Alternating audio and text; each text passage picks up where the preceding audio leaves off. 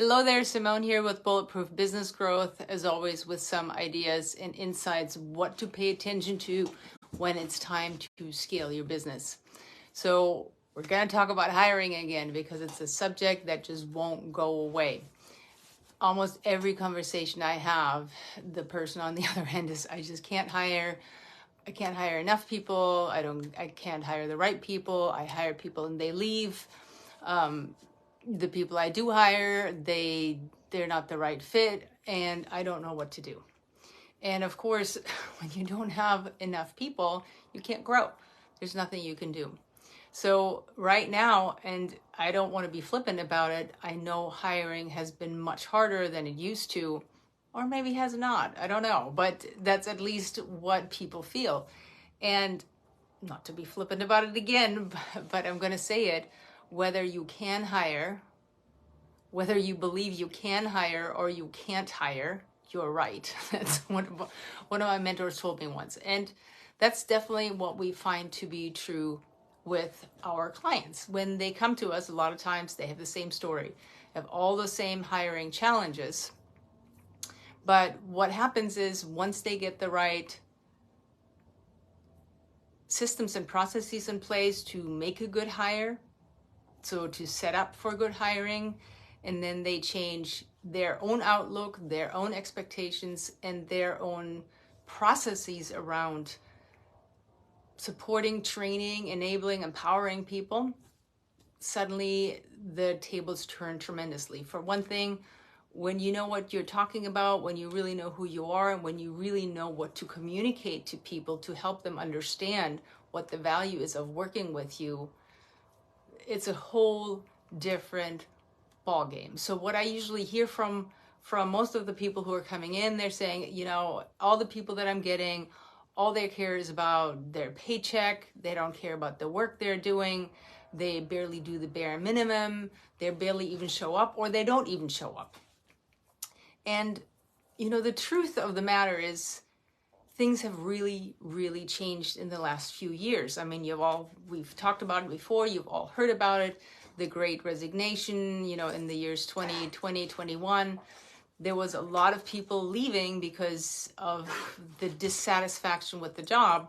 And then in the years following, there were a lot of this quiet quitting was happening when even good people just quit without a word because, again, they couldn't find the satisfaction, they couldn't find the growth, the leadership, the clarity, all those things we're talking about. But people pretty much have made up their minds that they're not just going to do a job for the money's sake. There's got to be something else with it. And what I'm seeing is that a lot of people are having really, really serious problems with this because it means they have to change who they are, how they show up, and they have to actually put the work in to become a good leader. And what it means to be a good leader, it means to help people grow. So, which is good news for you and for your employee, because when you help people grow, they provide more value. It's good news for them because when they are more valuable, they're more valuable on the job market, and it's fun. It's fun. It's great to learn. It's challenging. It's engaging. So all those things have to be in place with good leadership, because right now, COVID was the big disruptor, but when people started caring about what's more important in life than just a paycheck, what they came to is what they really want is meaning, contribution, and significance. Those are some of the most important human needs. So meaning, their work has to be meaningful, that it has to make sense to them. Contribution means that they have to feel like what they do matters. And then significance is that they feel like who they are and what they bring to the table matters. They're being seen, they're being heard, they're being appreciated. So the whole old school way of being a business owner and bad leadership just doesn't work anymore. None of the younger generations are going for it. And frankly, anybody else is pretty done with it too. So it doesn't work anymore. Now we have to really look at, this is the way it is. This is the new normal. This is not going away. We have to bring some emotional intelligence and some emotional currency to the table. And what that means is helping people to grow, because when you help people to grow, that also means you have growth in your company and you have a happy customer. And there's no happy customer without an engaged and productive team. So creating an engaged and productive team is what creates your happy customer. So what do you do about that? Well, people want to feel supported. They want to feel developed. They want to feel appreciated. And you might wonder, what do I do to turn this around? That all sounds great, but what does that actually mean? So there's some really big words I'm going to throw at you that are the values, the headlines around this transformation. And it's autonomy, flexibility, trust, and transparency. So we're going to go into what that means, but when you think about values, for a lot of people, values kind of means like, hey, this is our core values. We have this beautiful poster in our lunchroom, or it's, a paragraph on our website. And that may be where it started, but if that's all it did, then probably nobody really remembers what that actually means in your company. So it's got to be something like, I'm assuming your values are sort of in line with what I just said, but you need to live them. Everybody needs to feel like they're alive in the company, they're meaningful, and they're memorable.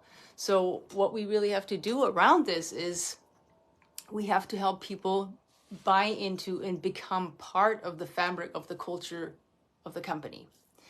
And what that means is creating leaders at every single level of the company. That's the only way you're going to have a team that can run the day-to-day operations of the company without you. A team that can take over, that can solve their own problems, that makes good decisions, and that has your best interest, the company best interest, and their own best interest in mind, which is now not counterintuitive anymore because it's aligned. So there's kind of 5 things that you have to bring to the table and that you have to nurture so that this becomes self-perpetuating, that this becomes truly the fabric of your company. So it starts, of course, with those A players. And you've heard me say this a million times, but there's no way around that. You cannot build a great company on mediocre people. And the good news is anybody who wants to be can be an A player. And so when you're thinking about, who are they? Like, think about your existing team and you want to put them through a bit of a test. First of all, we just talked about those really important values that matter to people. So you want to make sure that you have a clearly defined culture, standards, and value that people live and die by, and that you lead by, that you make big decisions by, that you give feedback by, that you praise by, because this is who you are. So your A player absolutely has to be a culture fit to that culture, has to be an absolute alignment with that culture. There is no brilliance that can surpass that. So they have to be a culture fit, of course. There's no going around that. Second thing is they have to have the capacity to do what you need them to do. So they have to be good at what they do. They have to be really good at what they do. So, and then they have to want it. They have to want to excel. They have to want to do a good job. They have to want to care. And then there's this other piece. They have to need it. Because that's the best description of an absolute A+ player. It's somebody who inherently needs to do the right thing because it's the right thing to do, because they want to do the right thing. So you don't have to make them do anything because this is just who they are. So now you have all those really important attributes in terms of who this person is. So their culture fit, they have all the its that I just talked about. And then it's up to you to train them. And this is where it falls apart for a lot of business owners, because when you have a person who's willing, who's ready, who's hungry, but you're just basically tossing them into the deep end of the pool. Maybe you have a little bit of an orientation, maybe you give them a culture buddy, maybe you give them some SOPs, some handbooks, all that kind of stuff, but then they're on their own in the wild, and the only time they hear from you is when something is either dramatically wrong, or maybe if you're a really good leader, you tell them when something is right. But most of the time, people will only hear from their leader when something is wrong. And that's, of course, setting up a terrible, terrible dynamic. So, but with all those things, training has to be something that's front and center. Even when you get somebody who already has a great skill set, you have to train them how things are done in your company. And then you have to continue training them or get them a mentor who can help them keep up leveling so that this person keeps becoming more valuable and grows with you. So training is something most business owners don't want to spend time on because it's a lot of time to spend, and it's the best investment you can make. And then the objection I hear so often is, and it's so sad to me, it's like, what if I train this person, I give them all my secrets, I give them everything I need to do, and then they leave? Well, my question for you is, what if you don't train them and then they stay? So that's the worser case scenario right there. So make sure you give people the tools so that they can keep getting better and more valuable in your company, because it's a win-win situation. You can't scrimp on training. You got to keep doing it. And then the second thing, so now we have that set up. We have somebody who inherently wants to be there, who needs to be there, who wants to do a great job, who has all the kind of, they know how to do the job, they're good at it. So that's the super, super basics. Now you have the right foundation in place. The second thing now we have to bring to the table is high transparency. They have to understand the big picture of where the company is going, and that is your vision. And I know you have a vision, but there's a huge difference between having a vision and being able to articulate to your team what it means to them, how they fit into it, how their role supports and advances the company's strategy, how they fit into this whole thing, how they're going to grow with the company, where it's all going, and how they make a difference going forward so they can see themselves as a part of this company. Again, if you're afraid your employees are leaving when you just train them, well, this is why they stay, because they can see how they're part of the company. And there's a very, very specific way that we teach our clients how to do this. And it's kind of like writing your company manifesto. It's like the Bible for your business. And if you don't have that, it's like you're trying to build a house on sand without a foundation. It might look pretty for a moment, but one big storm comes, knocks it down, you're done. So that's your transparency, your vision. Then the third piece of this is having a really good collaborative planning strategy. Because again, we go with, we think about the old school style, the old school idea of delegation. What it basically means is you're telling people what to do. And you've heard me say this, nobody likes being told what to do, especially not smart people. And I hope everybody you hired is really smart. So people don't like being told what to do. So what does this mean right now? When you think about you bringing your plan to the table, now you have a great team. You want them to take your plan and make that plan even better. That's why you hired them.